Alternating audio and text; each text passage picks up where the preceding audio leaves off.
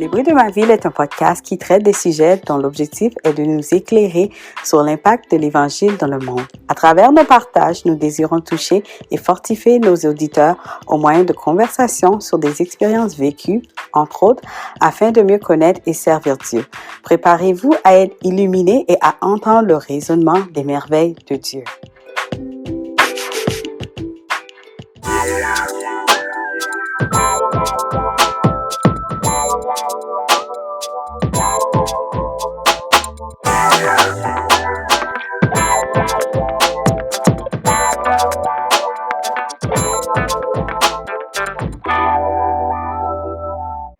Bienvenue à tous! Je suis contente de vous avoir aujourd'hui pour un troisième épisode des bruits de ma ville. Donc aujourd'hui, j'ai un jeune qui est très engagé dans son église, dans sa communauté, qui va nous parler de sa venue ici au Canada. Donc, salut Aaron, comment ça va? Je vais bien et toi? Oui, ça va très bien, merci. Merci d'avoir accepté l'invitation au bruit de ma ville. Donc, parle-nous un peu de toi, de ton parcours. Je sais que tu es une étudiante internationale, donc parle-nous un peu de ton parcours, de ta venue ici et d'où viens-tu? Ok, déjà avant tout, je te dis merci pour ton invitation, c'est vraiment super. Alors, je suis Aaron Chibangu, je suis un étudiant international ici au Canada, je suis congolais, je viens du Congo-Kinshasa, pour ceux qui connaissent. Je viens de la deuxième ville de mon pays et ça va bientôt faire 2 ans que je suis ici. Voilà. Super. Donc, avant de venir ici, comment était ton enfance et t'as passé quand même ton adolescence au Congo? Comment c'était? Alors, je pense que moi, j'ai grandi un petit peu à l'africaine. Je pense une enfance plutôt normale dans une famille un peu moyenne. Je sais que ça veut rien dire ici parce qu'en Afrique, ça peut vouloir tout signifier. Alors, j'ai grandi dans une famille unie par la grâce de Dieu.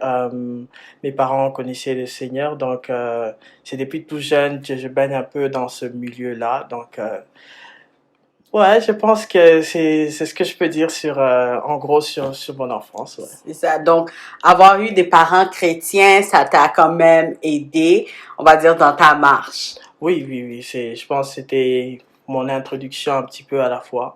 Je pense que sans ça, peut-être que j'aurais rencontré Dieu quelque part, mais ça a vraiment aidé au niveau du processus et ça m'a épargné de beaucoup de détours. De coups de détour. Ouais. Je voulais savoir quand est-ce que toi-même tu as rencontré Christ en tant que ton sauveur, on va dire, sans on va dire tes parents te dire ok on va à l'église, etc. Ton expérience et où et comment ça s'est passé? Alors, contrairement à tous les grands témoignages qu'on entend généralement sur le chemin de Damas et autres, alors moi j'ai eu une rencontre plutôt, je dirais pas banale parce qu'elle n'est pas du tout banale, mais comme je te l'ai dit, j'ai grandi dans un environnement plutôt chrétien, donc on avait l'habitude d'aller à l'église. On allait à l'église et comme on était des enfants, on était jeunes un peu, on nous séparait, nous on allait plutôt voir des moniteurs un peu comme à la petite enfance. Bon, ça c'était pas vraiment la petite enfance, c'était un peu plus tous les âges un peu.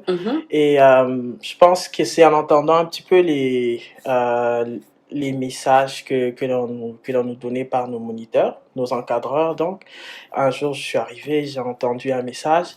Alors, je dirais que j'ai pas tout compris, parce que oui, j'étais encore jeune, j'ai pas tout compris. Mais ce jour-là, je me suis dit, ça, c'est le chemin que je vais suivre, quoi. Donc, et ça m'accompagne jusqu'à ce jour. Mais j'aimerais quand même souligner quelque chose parce que avec ça ou à cause de ça, lorsque je grandissais, j'ai eu à faire face un petit peu à parfois des attaques au niveau des pensées, à ce niveau-là, comme un peu de doute sur le fait est-ce que tu l'as réellement accepté à ce moment-là ou j'avais pas retenu la date. Généralement, les gens retiennent la date et donnent le jour. Et en 2013, j'ai parcouru un livre, un très bon livre. Je ne me souviens pas du titre. Je pense que ça fait super longtemps que je l'ai lu. Et dans ce livre, on traitait de ce cas. Alors, on a dit non, je sais que c'est des choses qui arrivent. Euh, un chrétien puisse être attaqué, c'est sûrement même l'ennemi qui peut s'aimer le doute en nous. Mhm. Et ce jour-là, je me suis levé, j'ai fait une déclaration, j'ai dit Seigneur, ça fait longtemps que. Bon, ça fait un petit bout de temps, pas longtemps, un petit bout de temps Ouais. qu'on se connaît. Et, mais comme on n'a jamais arrêté une date et tout, je vais prendre cette journée comme la journée, si un jour la question elle revient, je vais dire le 24 décembre 2013. Donc j'ai prié, j'ai dit ok, je donne ma vie au Seigneur. Bon, je l'ai déjà fait, mais je déclare et je prends cette date, je fais cette déclaration et donc voilà pourquoi généralement je réponds ça fait longtemps, mais comme me demande la date, je donne cette date-là. Ouais. Super, super. Donc, on voit que ça, c'est une expérience, hein. T'as rencontré Christ toi-même, donc tu peux en parler de toi-même. Donc, j'aimerais juste faire aussi cette transition. Après avoir rencontré Christ, quelques années après, tu te dis quoi? Est-ce que je reste ici ou je pars ailleurs?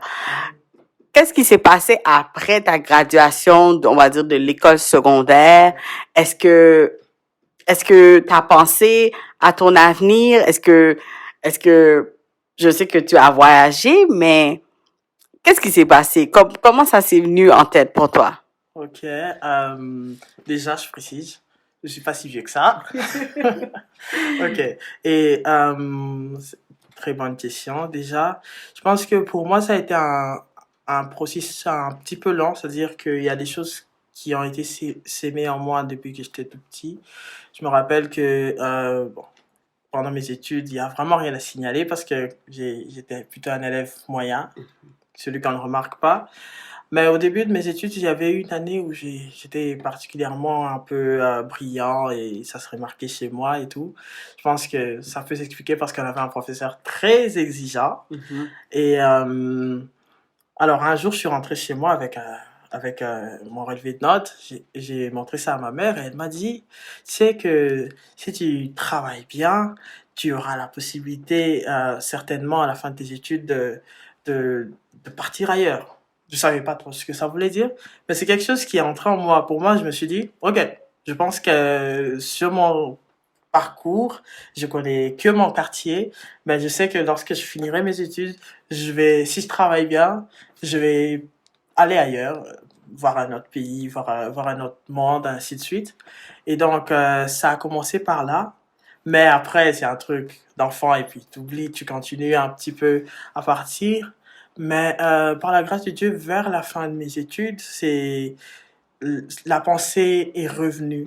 Alors, la pensée est revenue, j'ai partagé de ça avec quelques amis, on nourrissait un petit peu nos différents projets sur, OK, qu'est-ce qu'on fait après le high school? Alors, je pense qu'il y a même une petite histoire que je raconte souvent sur le petit challenge qu'on avait fait avec un ami parce qu'on avait vraiment décidé de partir de partir loin et on s'était dit, bon, écoute, dès qu'on finit le high school, on fait une course. La première personne qui arrive à, à manger à McDo avant l'autre, bah, il a gagné la course. Bon, c'est parce que dans mon pays, il n'y avait pas McDo et on se disait, bon, on sait que McDo, c'est un petit peu partout à l'étranger et tout. On se disait, ok, c'était notre petit challenge à nous. Et par la grâce de Dieu, je t'ai gagné. T'as gagné le challenge. Yeah. Mais après, je préfère la cuisine africaine. Oui, c'est ça. Ouais. Donc, je voulais savoir, donc, tu es arrivé au Canada. Ouais. Ça a pris le temps que ça a pris. Et puis, il y a eu ton départ. Et comment a été ton acculturation dans ton nouvel environnement en tant qu'étudiant international? Je voulais aussi savoir, es-tu arrivé en hiver? Ok, ça c'est chaud. Donc, oui, il y a vraiment il fallait vraiment s'adapter parce que non seulement je suis arrivé en hiver, mais je suis arrivé en hiver pandémique. Donc, c'était vraiment la pandémie. Donc, je suis arrivé il y a 1 an et demi, presque 2 ans. Ça va bientôt faire 2 ans. C'était vers la fin de l'année 2020. Et c'était un petit peu le début de l'hiver, parce qu'il neigeait un petit peu, mais bon, je suis entré, je devais faire la quarantaine des 14 jours. Et donc, des 14 jours, c'était le temps qu'il a fallu à la neige de tout recouvrir. Et donc, je suis arrivé, tout était plutôt normal. Je suis entré dans l'appartement où je devais sortir après 14 jours. Et quand je suis ressorti, je reconnaissais plus le milieu parce que il avait neigé, il faisait hyper froid. Mais par la grâce de Dieu, j'ai eu une intégration miraculeuse, on va dire, parce que je suis venu au Canada ne connaissant pas beaucoup de monde. Je pense que j'ai de la famille à Montréal, j'ai une cousine à Montréal que, bon, j'espère que je vais croiser d'ici là, bientôt. Mais à part ça, il y a vraiment personne que je connaissais avant mon arrivée. Et sachant aussi tous les défis auxquels font face les étudiants internationaux, je m'estime vraiment, vraiment chanceux parce que je suis arrivé fin novembre, j'ai commencé les cours en janvier et c'était vraiment miraculeux. Je vais prendre, même ouvrir la parenthèse pour montrer l'exemple. Parce que je suis arrivé et lorsque je suis arrivé, j'avais une inscription pour l'université Laurentienne. Et malheureusement, il s'est fait que je voulais pas suivre le programme pour lequel, bon, on va dire que j'avais changé d'avis. Et je voulais pas aller à Sudbury, au fait. Je connais pas, mais je voulais vraiment être dans la région d'Ottawa et tout, pour ce que j'en savais. Et je me suis dit, bon, je vais m'inscrire à la cité collégiale. Et j'ai appelé la cité collégiale au mois de décembre. Je les ai appelés, j'ai dit, j'aimerais m'inscrire et tout, c'est quoi les critères? Alors ils m'ont dit, bah tu t'inscris, on m'a expliqué un petit peu la procédure et on m'a dit, bah profite, parce que cette période, on ne prête pas beaucoup de demandes. Je pense que c'était à cause de la pandémie, parce qu'actuellement, le programme que je suis maintenant, j'ai appris déjà que dès maintenant, c'est fermé, tellement que c'est complet, pour te dire. Et moi, j'ai appliqué, je pense, dans les 2, 3 jours qui ont suivi, j'ai été admis. Donc, c'est vraiment la grâce de Dieu un petit peu à ce niveau-là, mais c'était vraiment comme, il a vraiment fallu s'adapter, ouais. Donc, wow, c'est vraiment un beau témoignage. Comme ils disent, comme ils n'allaient pas traiter beaucoup de dossiers, mais quand même, on peut dire que Dieu a fait sa main sur toi et sa main sur ton dossier et tu as pu entrer dans ce programme. Donc, ton intégration dans ton milieu scolaire, comment c'était? Est-ce que c'était difficile ou tu as pu quand même, on va dire, t'adapter très vite? J'ai étudié en ligne tout le parcours. Je pense que j'ai eu quelques cours, quelques séances même sur le campus, mais tout le cursus, je le suivi en ligne. Euh, J'avais jamais étudié en ligne, mais avant de partir pour le Canada, j'avais eu le temps de faire quelques petites formations ça et là pour m'adapter un petit peu parce que je suis venu faire des études en informatique et j'étais pas en informatique avant. Et bon, j'ai fait quelques formations pour un peu connaître un peu le milieu de l'informatique. Et quand je suis arrivé, je pense que ça m'a aidé bon, ça m'a aidé parce que c'était l'informatique, mais c'était en ligne. Et en ligne, avec la pandémie, c'était quand même difficile de se concentrer à travailler dans la même pièce où tu dors. Si tu travailles dans la même pièce où tu dors, parfois ça se mélange un petit peu, mais bon, par la grâce de Dieu, on s'est battu et puis avec le temps, on s'est adapté. Je pense pour moi qui habite un petit peu loin de mon collège, étudier en ligne, ça a aussi eu des avantages parce que euh, il y a une grande distance et alors que bon, je sais pas trop, je savais pas trop me déplacer et tout était en ligne, donc j'ai quand même profité de ça en même temps. Ouais. D'accord, d'accord. Mais est-ce que maintenant tu es retourné en présentiel? Alors oui, je suis retourné en présentiel, mais c'est plus pour travailler parce que je travaille aussi un petit peu sur le campus et pour ça aussi je remercie vraiment Dieu parce que c'est une superbe opportunité que j'ai. La manière dont Dieu ouvre les portes pour moi, c'est toujours exceptionnel. Lorsque je suis arrivé, je me posais des questions sur le programme que je devais suivre. Et je me suis mis à prier, j'ai dit Seigneur, qu'est-ce que je fais? Il y avait tellement de possibilités. Bon, je suis quelqu'un, je suis passionné par beaucoup de choses. J'ai fait des études en mécanique, je voulais faire de l'informatique, mais j'avais toujours le cœur un petit peu partout. J'ai dit Seigneur, qu'est-ce que tu veux que je fasse? Et là, quand j'ai cherché les opportunités pour m'inscrire, il n'y avait plus rien d'autre que ce que j'avais, genre ce que j'ai suivi. Et c'est parfois Dieu, pour te montrer sa direction, il peut fermer toutes les autres portes et il te garde juste la bonne porte. Et je l'ai vraiment vécu, pour moi, c'était miraculeux et surtout de voir aussi avec quelle facilité ou quelle rapidité ça a pu se faire et même mon intégration dans le programme et tout. Je suis vraiment reconnaissant envers Dieu et waouh, ça fait partie de mon témoignage, quoi. Super, super. Donc, j'aime vraiment entendre les merveilles de Dieu. Donc, je voulais aussi savoir, en tant qu'étudiant, en tant que nouveau arrivant, quelles ont été certaines difficultés pendant le temps que tu t'es établi ici? On va dire, quand je dis les difficultés, on va dire, par exemple, la solitude, le manque. Est-ce que parfois tu étais un peu nostalgique? Je sais que pour certaines personnes, parfois, ils veulent retourner. Donc, quelles ont été tes difficultés? Hum, ouais, des difficultés, ça, il y en a eu. Je me souviens que l'année passée, j'ai eu le temps de donner mon témoignage dans mon église locale. Et il y avait quelqu'un que je connais qui n'avait pas eu l'opportunité d'être là et qui m'avait posé la question de lui raconter un petit peu ce que j'avais dit. Et là, je lui ai dit quelque chose. J'ai dit, mais j'étais quand même joyeux quand j'ai donné mon témoignage. Et c'est quelque chose, je me suis dit, ça, c'est un travail que Dieu a fait sur moi parce que tout ce que je raconte et même ce que je raconte ici, c'est des résumés, c'est un témoignage, mais c'est un vécu aussi et ça vient avec son lot de difficultés. Euh, je viens d'Afrique.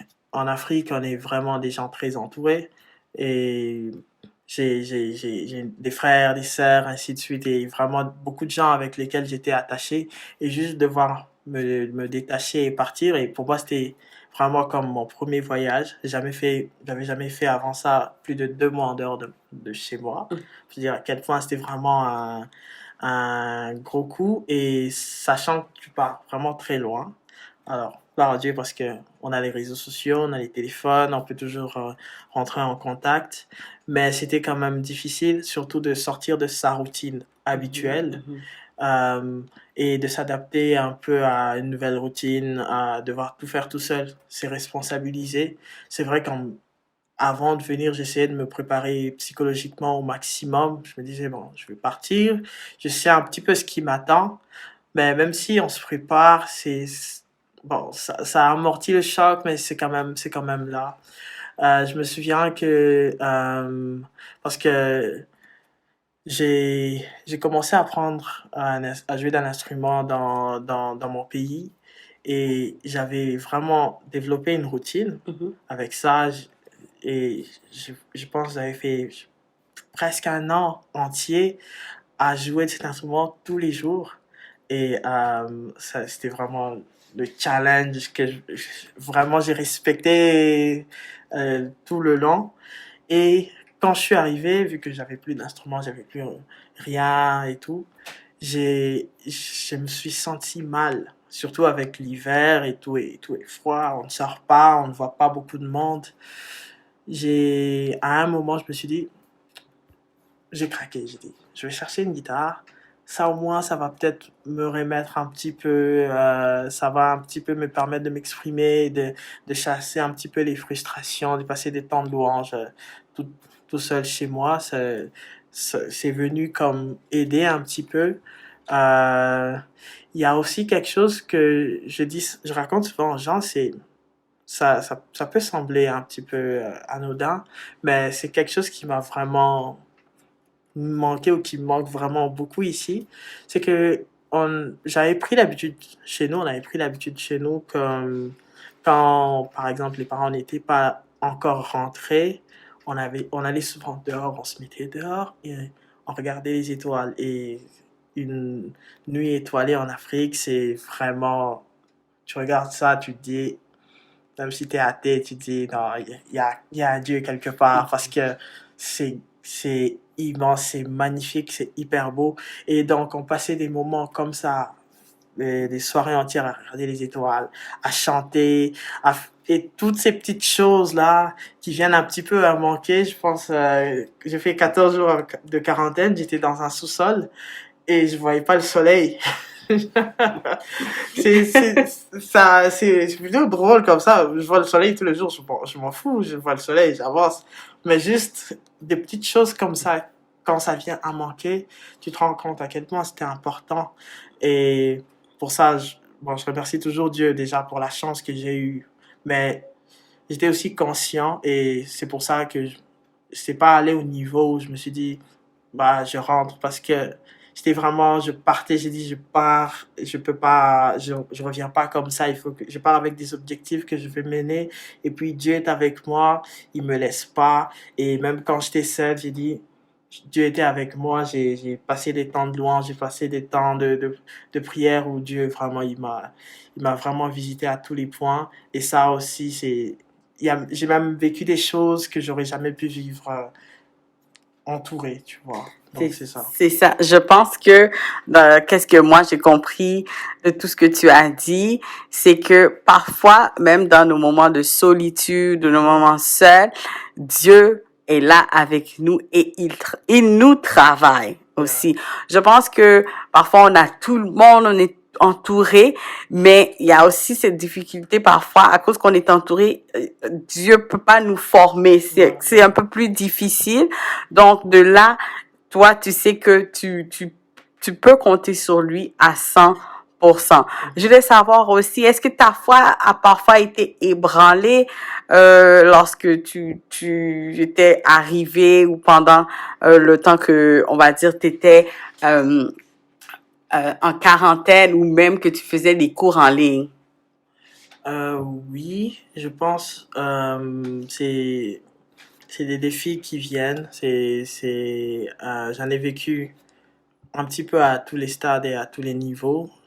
J'ai, je pense, j'ai même eu parfois juste des condamnations qui venaient parce que j'arrivais plus à faire ci, j'arrivais plus à faire ça, parce que après, quand t'es bien entouré, parfois certaines choses sont beaucoup plus simples à faire et tu les fais et gloire à Dieu pour ça. Et quand tu te retrouves seul, tu te rends compte que ça devient beaucoup plus difficile de les faire et des questions se soulèvent. Tu vois, t'étais chrétien juste pour les apparences, t'étais chrétien juste pour ça, mais non, je suis là, je suis pas obligé, je suis pas, personne ne m'a forcé à quoi que ce soit. J'étais dans un bon entourage que j'avais choisi quelque part, aussi, où j'étais un petit peu avant. Mais, juste ces genres de choses, parfois tu te concentres trop sur les cours et tu te rends compte que tu as oublié de faire ci et ça. Et ça soulève des questions et tous les jours. Et je pense, quelque part, ça m'a rendu encore plus dépendant de Dieu sans que je me rende compte. Parce que c'était plus les efforts, tu vois. C'était plus les efforts. Parce que quand t'essayes et t'essayes et que t'arrives plus, tu dis, bon, Seigneur, là, je laisse ça entre tes mains parce que j'arrive à rien sans toi. Et c'est juste de dire des petites choses comme ça, là, ça, là, c'est la porte de sortie. Et j'ai vraiment vécu ça au quotidien, pas au quotidien, mais c'est arrivé souvent à chaque pas, à chaque moment. C'est des choses qui viennent, qui reviennent. Et par la grâce de Dieu, j'ai été énormément béni. Je me souviens qu'une fois, je me suis levé, c'est juste au début quand j'ai trouvé mon église locale actuelle. je me suis levé un matin, je me sentais hyper mal, pas physiquement, mais juste, je sais pas, dans mon moral, je me sentais hyper mal, je sais pas, il faisait froid, il y avait beaucoup de choses. Et je me demandais, j'ai dit, mais bon, moi j'ai toujours eu un peu la pêche. C'est vrai que je suis pas quelqu'un de très expressif, mais j'ai toujours été quelqu'un qui avait la pêche et tout. Mais je me sentais vraiment pas très bien. J'avais vraiment le moral au plus bas. Je me suis levé, j'avais eu la force de rien. Heureusement, c'était un dimanche. Je me suis levé, je me suis efforcé de prier parce que ce jour-là, j'avais vraiment pas le moral. Je suis sorti, j'ai dit, bon, je vais à l'église. Et je suis arrivé à l'église, j'ai juste entendu la louange et il y a un truc qui s'est passé. Et c'est comme si tu guérissais d'une maladie que tu sais même pas ce que tu avais et t'arrives, on te l'enlève d'un coup. Je suis rentré, j'ai dit wow, wow, wow. Il y a un truc qui s'est passé. Et juste voir ça, c'est extraordinaire, c'est exceptionnel. Donc, j'ai vu la main de Dieu agir au-delà de moi, au-delà de ce que je pouvais faire, au-delà de ce que, comme, à mon niveau, parce que après, c'est bien de poser des gestes. On est là, on pose des gestes et tout, mais c'est toujours aussi extraordinaire de voir Dieu agir aussi, poser des gestes en nous. C'est vraiment extraordinaire. Ouais. Wow, wow, vraiment, on ne peut que dire wow. Donc, on parlait de l'église locale, comment ça a de l'impact sur toi. Donc, tu fais partie d'une église locale ici à Ottawa, dans laquelle que toi aussi tu impactes et où tu es aussi impacté. Donc, quelle est la place de l'église dans ta vie? Ok. Alors, je dirais que surtout plus actuellement qu'avant, parce que différentes étapes de ma vie, l'Église a joué plusieurs rôles dans ma vie.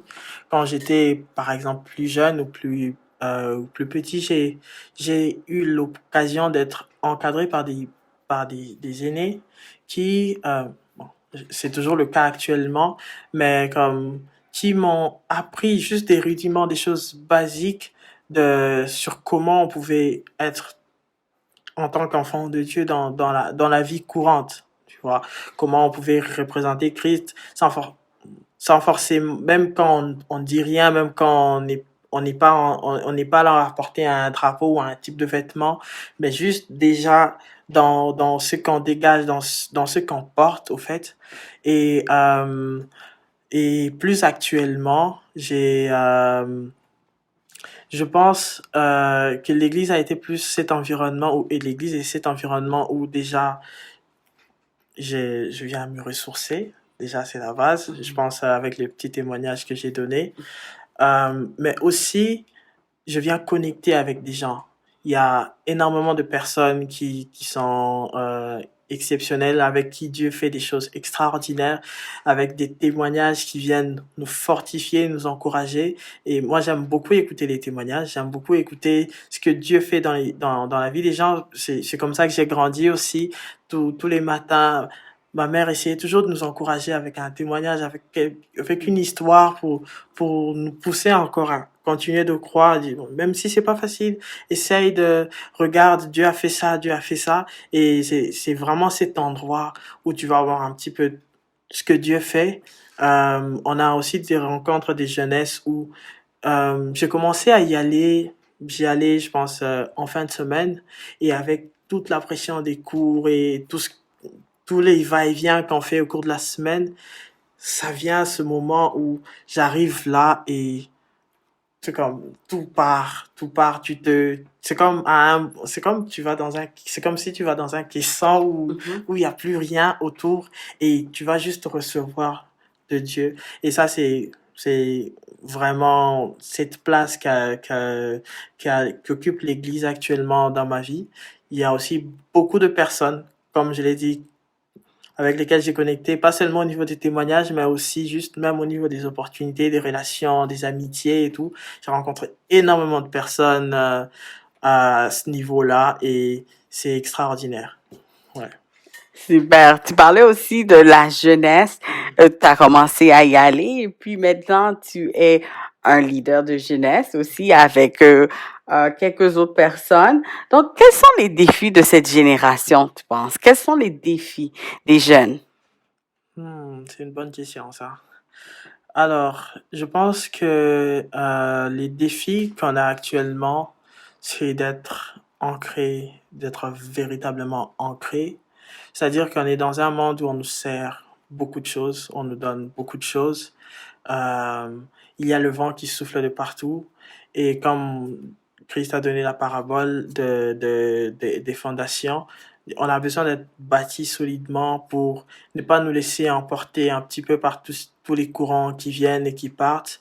C'est que il y a beaucoup de questions qui se soulèvent. Plus on semble trouver des explications à des choses, plus on nous apporte des choses, ça vient encore soulever plus de questionnements, diviser encore un petit peu plus au niveau des jeunes. Ça crée un peu cette incertitude-là. Et je pense que nous, les jeunes, on a besoin d'être véritablement ancrés, d'être totalement ancrés en Christ pour faire face un petit peu à tous ces défis. Ouais, ouais. Donc, je voulais savoir, qu'as-tu appris sur toi en étant dans ce rôle? J'ai déjà appris que je pouvais le faire parce que honnêtement, ça m'était jamais venu comme ça. Euh, j'ai énormément appris à c'est vrai, ça va être un peu contraire à ce que je veux dire, mais même si j'ai toujours été entouré, j'ai jamais, je suis plutôt quelqu'un de un peu fermé, quoi.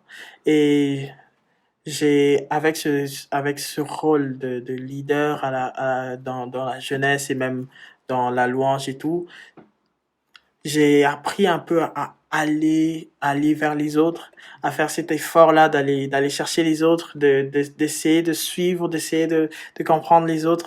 Et ça, c'est toujours, on a notre modèle, c'est toujours Dieu, c'est extraordinaire quand on parcourt les Écritures sur comment Dieu il était, quel genre de leader il a été, et juste de marcher sur ces pas-là. C'est un petit peu ça.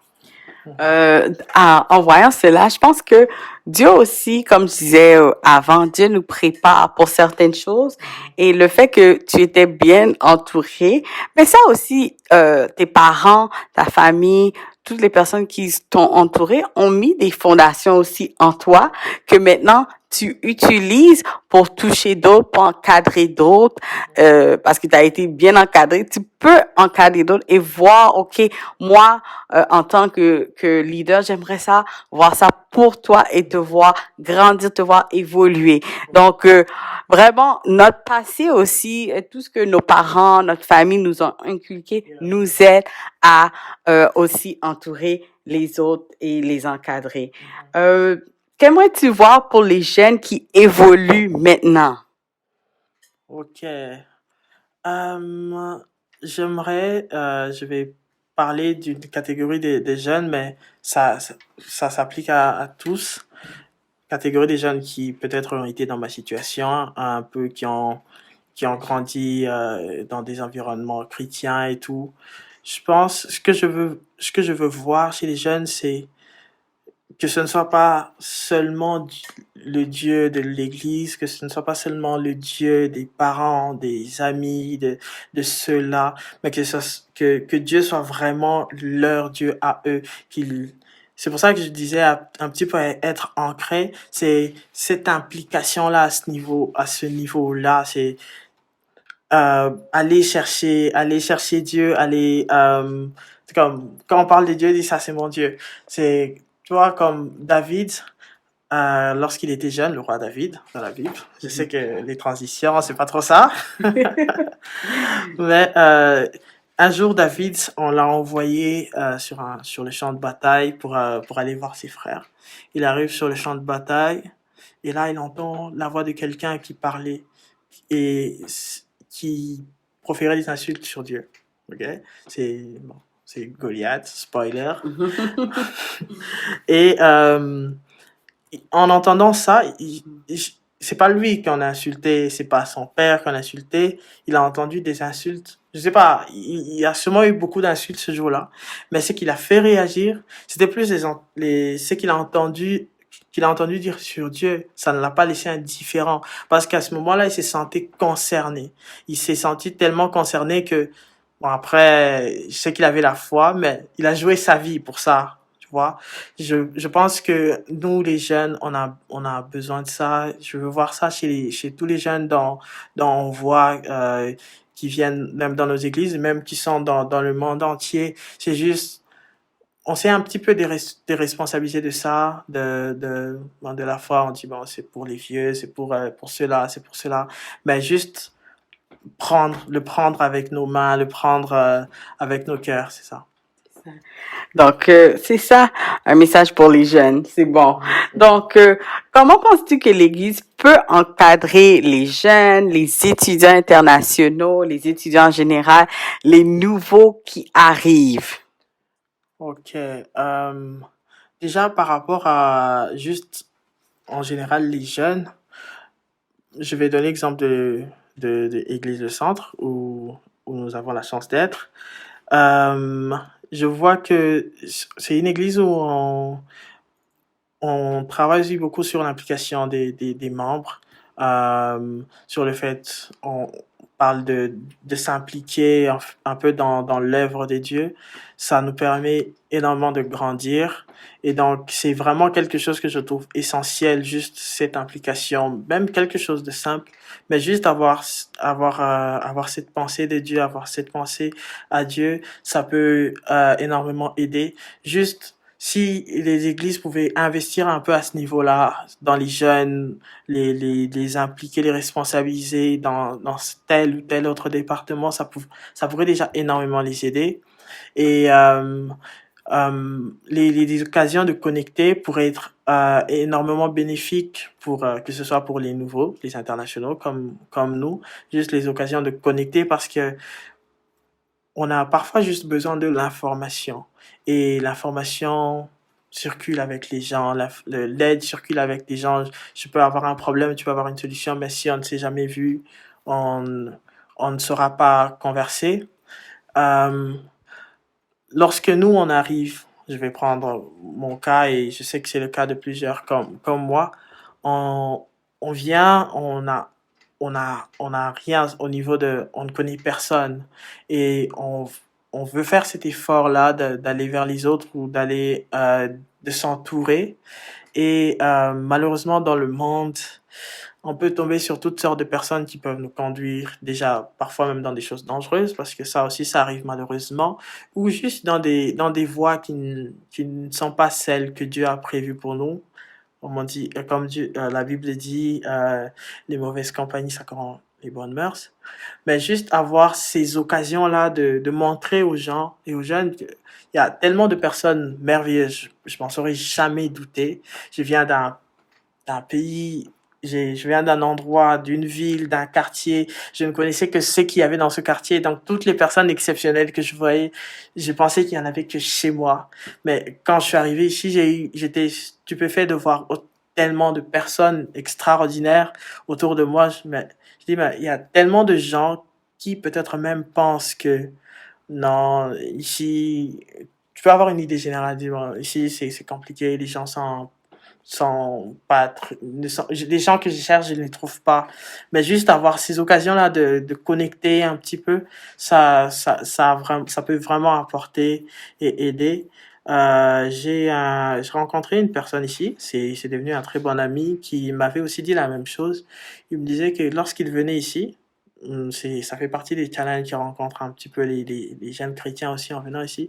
Il a fait cette prière aussi à Dieu, il a dit Seigneur, je sais que là où je vais, si je n'avance pas, je sais que, en tout cas, je pense qu'il l'a dit dans ce sens-là. Il dit certainement que là où il était, peut-être il pouvait stagner. Bon, il avait toujours des gens avec lui, il avait toujours des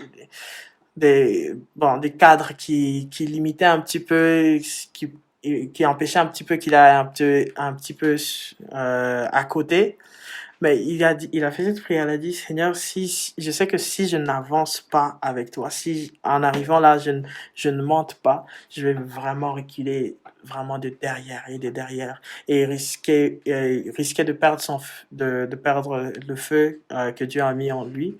Et ce sont les choses dont on a besoin pour les nouveaux arrivants, d'avoir ces cadres-là, ces structures qui peuvent lui permettre de se retrouver, de s'entourer, d'entretenir ce feu de Dieu pour nous permettre aussi d'aller aussi impacter les gens autour de nous. Parce que après, le but aussi, c'est d'aller aussi influencer et impacter les autres. Les autres. Ouais. C'est ça. Donc, mais est-ce que toi, tu as trouvé ton groupe, tu as trouvé, on va dire, ta niche, tes gens qui t'aident on va dire, évoluer et à traverser au travers de tout cela? Oui, je pense que, comme on le dirait au Québec, j'ai trouvé ma gang. Ouais, en tout cas, je pense l'avoir trouvé. Lorsque je suis arrivé, j'ai pendant la période de la quarantaine, j'en ai profité vu que je sortais pas. Je sais que j'ai passé aussi du temps sur Netflix, je l'avoue, mais j'ai aussi eu des très bons moments de prière. Et un jour, je me souviens, j'ai regardé une émission que sûrement beaucoup connaissent, Prière inspirée. Euh, je priais, je me suis dit, je cherche une église. Je ne sais pas où est-ce que je peux en trouver une. Je suis à Ottawa, je ne connais pas grand-chose d'Ottawa. Juste ce que je connais de Internet. Je sais, même un jour, il m'est arrivé de taper sur Google Maps, j'ai dit juste église. Et là, je me suis dit, bah, c'est pas une très bonne façon de chercher une église comme ça.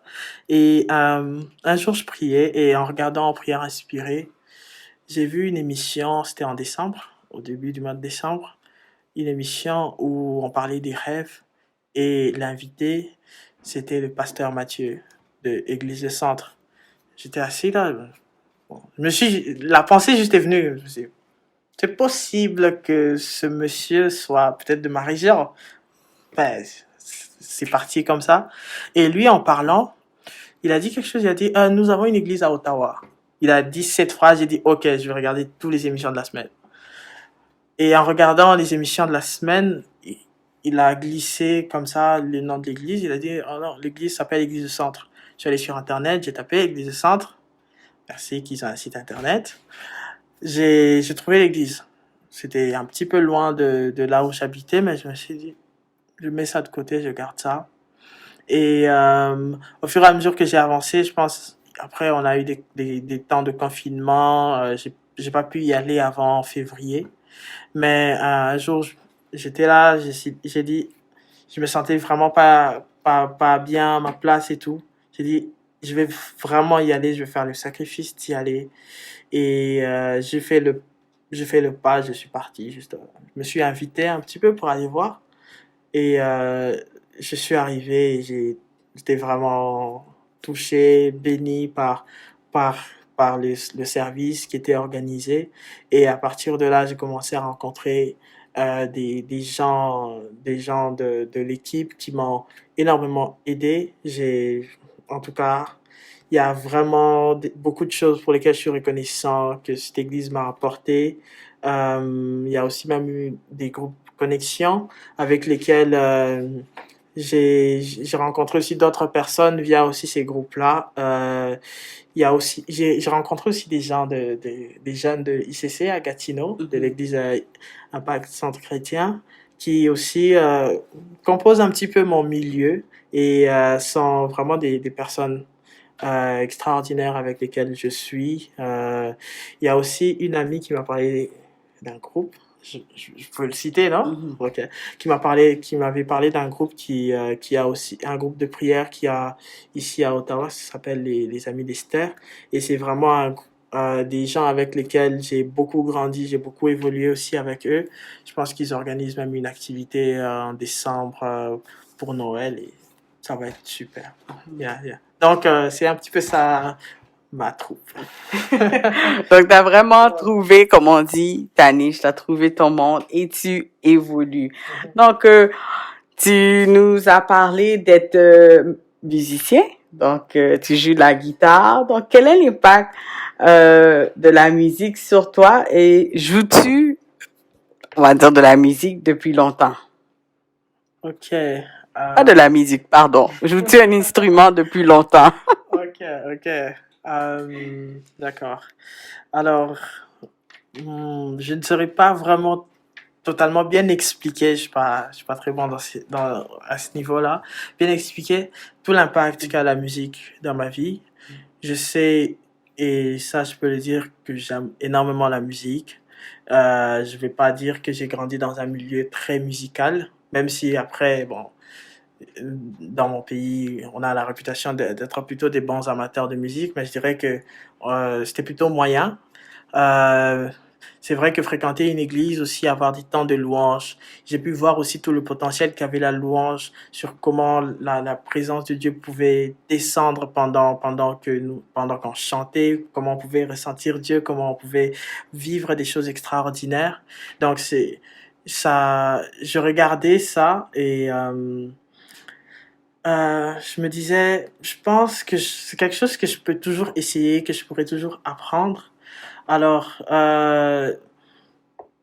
mes frères avaient un petit peu la hype pour les instruments. On était jeunes, il y a eu une période où ils avaient un petit peu la hype pour les instruments.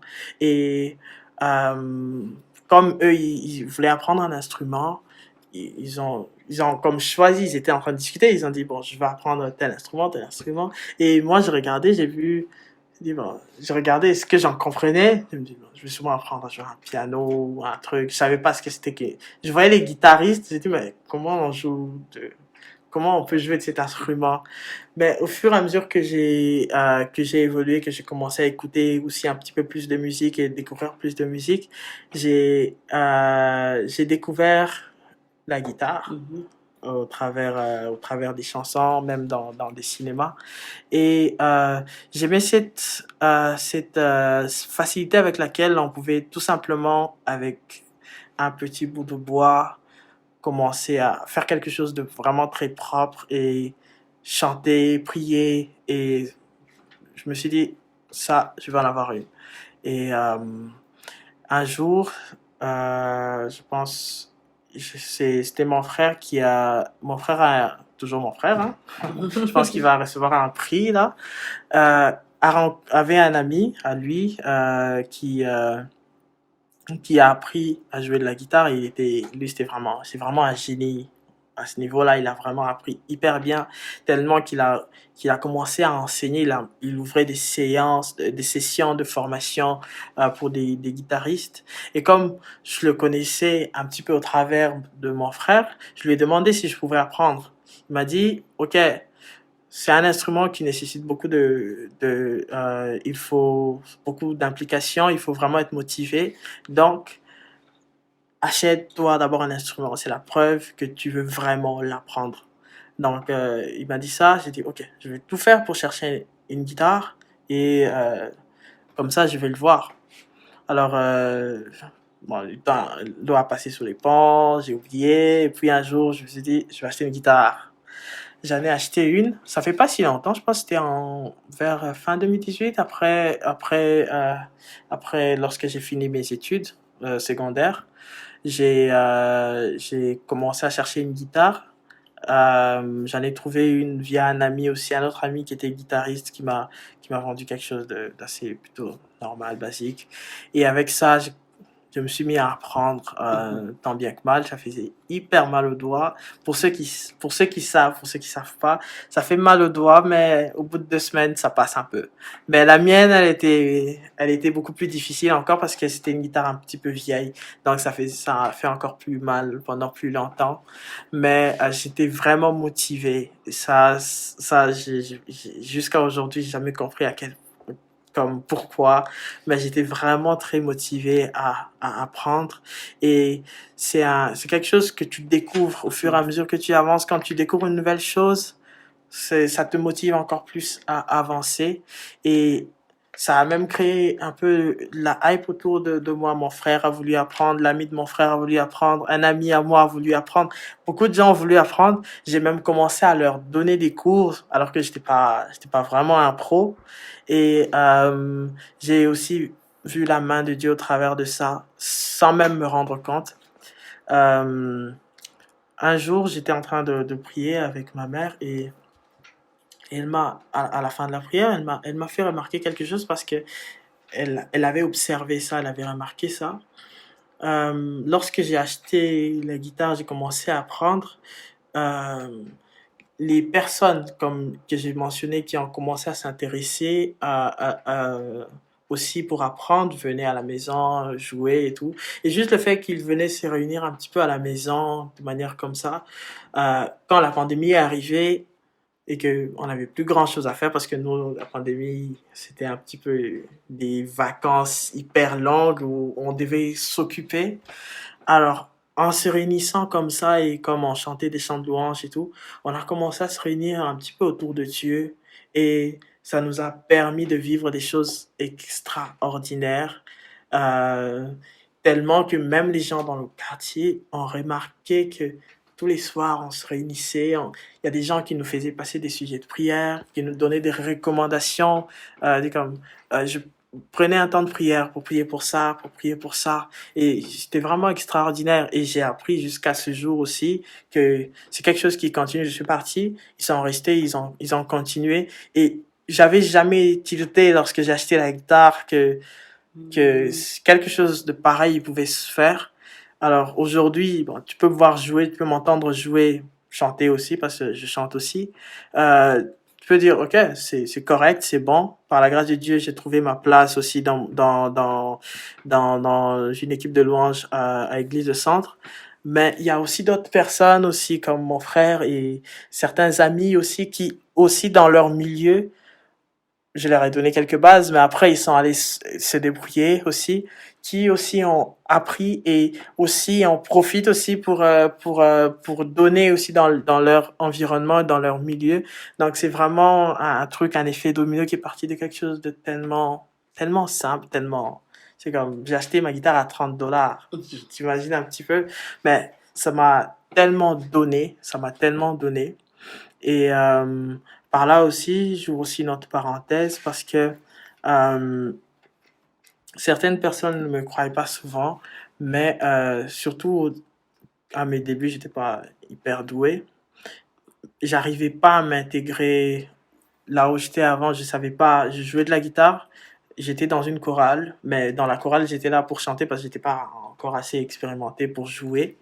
Et je jouais, mais je me demandais, je pensais que ça allait juste être quelque chose pour moi à la maison. Bon, je joue, je chante pour le moment de prière, pour un petit peu faire du bruit avec mes frères et autres.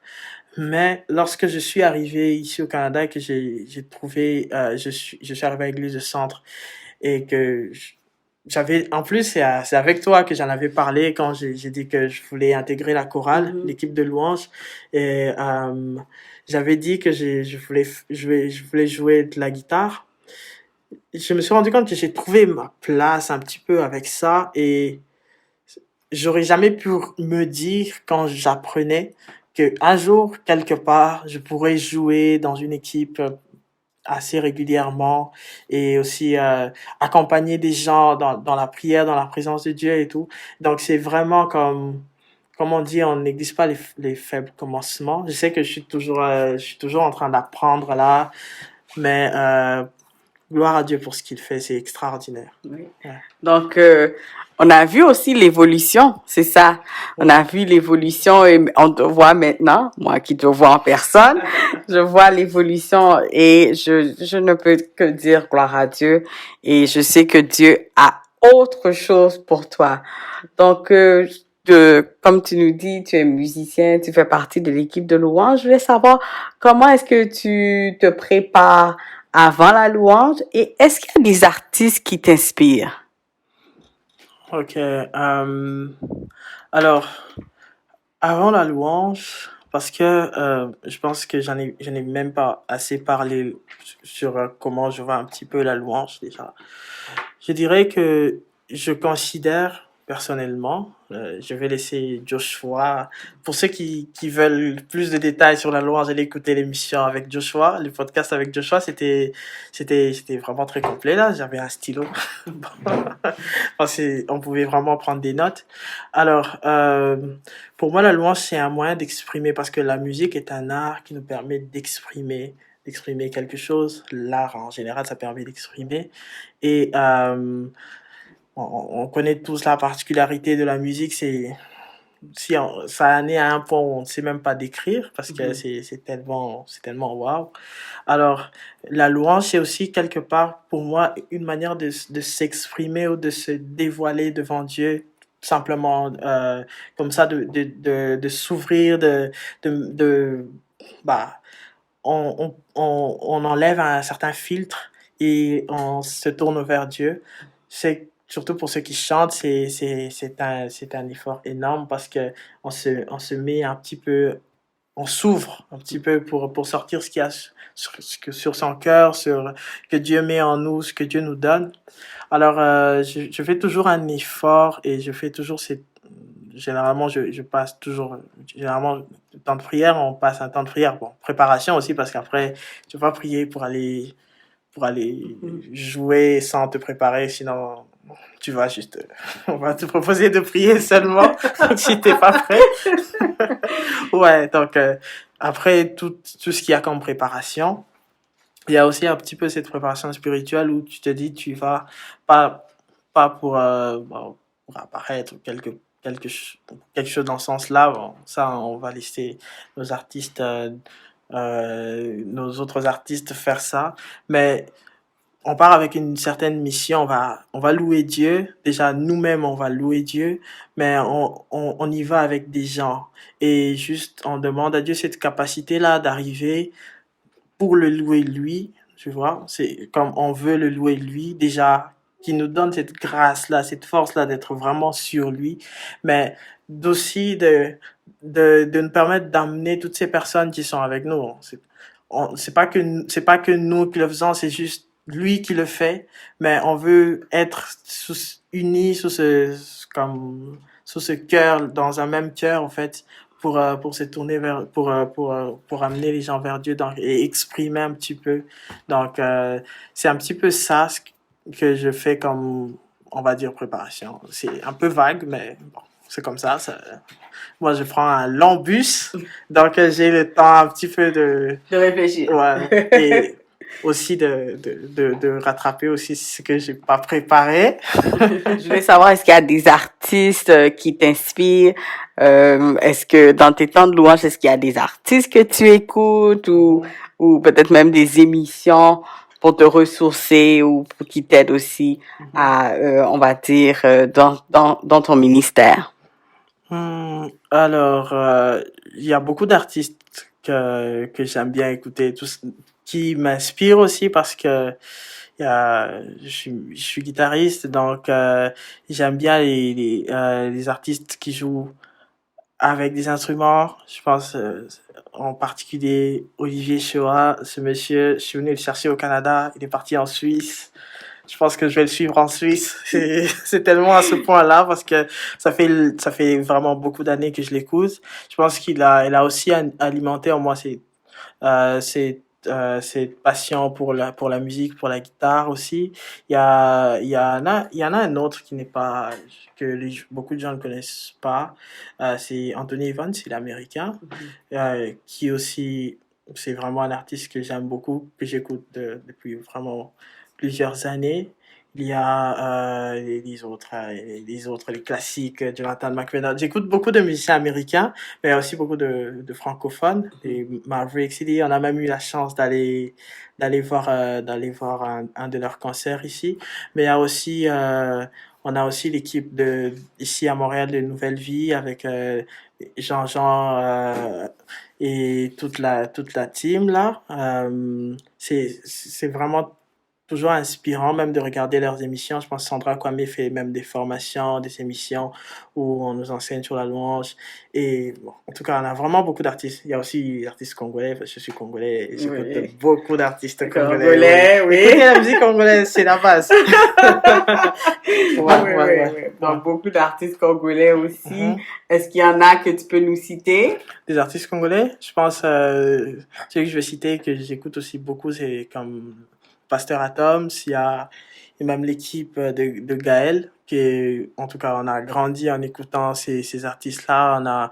On a notre artiste Moïse Billet, il y a vraiment beaucoup d'artistes. Dena Moana, que on a vu aussi à Montréal récemment, c'était extraordinaire, c'était super.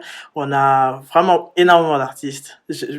Les noms, ça vient, ça part, mais il y en a vraiment beaucoup. Et gloire à Dieu pour ça, en tout cas, on est riche à ce niveau-là. On a beaucoup d'artistes, mais aussi des artistes que je connais, comme Joshua. C'est vraiment comme un artiste que j'écoute j'ai la chance de côtoyer. Par exemple, il y a Glory aussi qui est en train de débuter, qui aussi a fait qui a sorti aussi un morceau qui a énormément béni. Donc, je suis vraiment comme, il y a David aussi, David Ilunga, pour ceux qui connaissent. Pour ceux qui connaissent pas, faites vos devoirs, s'il vous plaît. On a beaucoup d'artistes ici à Ottawa qui sont bénissants, qui sont vraiment à la hauteur et gloire à Dieu pour leur vie, c'est ça. Super, Aaron, merci. Merci pour les belles découvertes. On va faire nos devoirs, comme tu dis. Donc, dans notre entrevue, en tout cas, on commence à aller vers la fin. Donc, je voulais savoir comment vois-tu l'avenir? Ok. Pour l'instant, je suis étudiant international. Je compte bien finir mes études en informatique parce que je suis vraiment passionné par la programmation, l'informatique et tout. C'est un domaine qui me passionne énormément. Mais il y a aussi l'équipe de louange dans laquelle j'évolue. J'aimerais encore beaucoup apprendre. Il y a beaucoup de choses que j'apprends encore énormément, perfectionner un petit peu à ce niveau-là. Même à la jeunesse, en tant que leader, on veut avoir cette opportunité encore de former plus de jeunes à suivre Christ, à aller avec Dieu. Et il y a aussi un petit projet sur lequel je travaille qui arrive très très bientôt. Je donne pas beaucoup de détails, mais ça vient très très bientôt sur mon Instagram. J'ai vraiment eu ça à cœur comme ça. J'ai dit, voilà, ça, je vais pouvoir faire pour ceux qui n'ont peut-être pas l'opportunité d'être sur place ou d'avoir peut-être l'occasion de m'entendre, ils pourront voir ça sur Instagram. Ça va sûrement, ça vient bientôt. Super, Aaron, merci beaucoup. Et tu nous as préparé un petit quelque chose pour terminer cet épisode. Donc, tu vas nous chanter et jouer le chant Combien il nous aime. De qui encore? Alors, la version originale est en anglais, s'appelle How He Loves.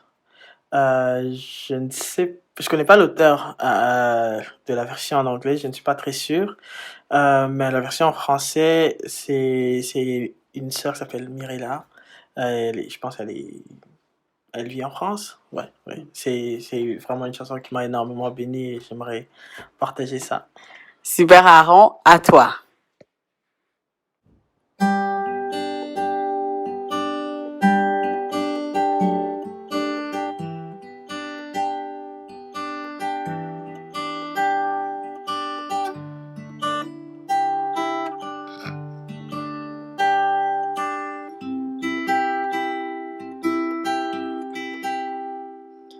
Le Seigneur m'aime tellement.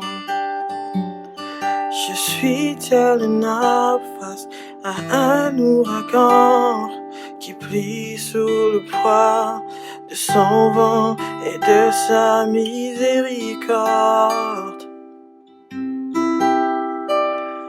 En l'espace d'un instant, sans que je ne lui demande, sa grâce efface mes afflictions. alors je réalise à quel point il est bon et combien grande est son affection. Oh, combien il nous aime, combien il nous aime, combien il nous aime.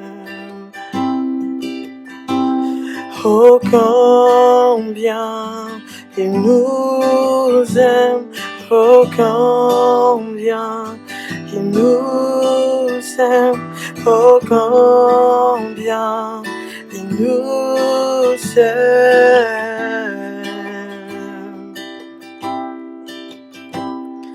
Je vis pour Jésus et il vit en moi, sauvé par son élan d'amour et de grâce.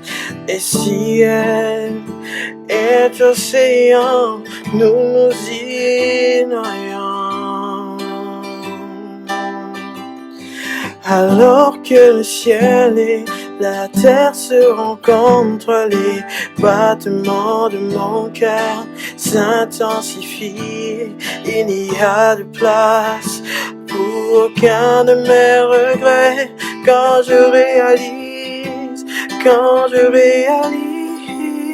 oh, combien il nous aime, oh, combien il nous aime, oh, combien il nous aime. Oh, oh, combien il nous aime, oh, combien il nous aime, oh, combien il nous aime.